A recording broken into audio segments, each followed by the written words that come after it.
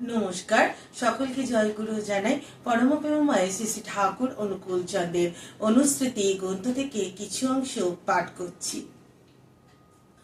পবিত্রিতর যাই না থাকুক, সৎ নিয়ন্ত্রণ না হলে সত্তাকে সে ফেলবে খেয়ে, মরবি ভয়ে তার ফলে। ঠাকুর বলছেন যে আমাদের মানুষের মধ্যে তো অনেক প্রবৃত্তি আছে, যে লোভ, কাম, ক্রোধ, এই প্রবৃত্তিগুলো আমরা যদি সতে নিয়ন্ত্রণ না করি, তাহলে এই প্রবৃত্তিগুলো আমাদের আরো নরকের পথে ধেয়ে নিয়ে যায়, অর্থাৎ খারাপের পথে নিয়ে যায়।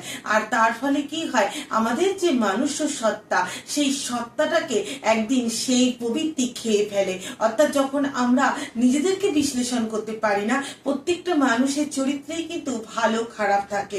তাই প্রথমেই আমরা যদি আমাদের নিজেদের খারাপটা নিজেরা খুঁজে বার করতে পারি, যে এটা আমার দোষ, এখানে আমার ঠিক মতো চলন নয়, তো এই যে আমরা নিজেদেরকে যখন আমরা আবিষ্কার করতে পারি বা নিজেদের সত্তাটাকে যখন আমরা অনুভব করতে পারি এবং সতে যখন আমরা আমাদের সত্তাকে পরিচালিত করতে পারি, তখনই কিন্তু আমরা আমাদের সত্তাকে এগিয়ে নিয়ে যেতে পারি।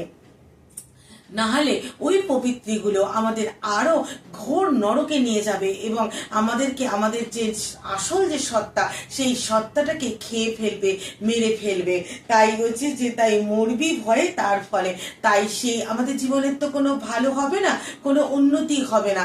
আর জীবনটা যদি একই জায়গায় অবস্থান করে বা আরো খারাপের দিকে যায়, তাহলে তো আমরা বাঁচতে পারবো না। আমাদের সত্তাটাই যদি প্রভাব না বিস্তার করতে পারে এই মানুষ্য জগতে, তাহলে আমরা আগে এগিয়ে যাব কি করে?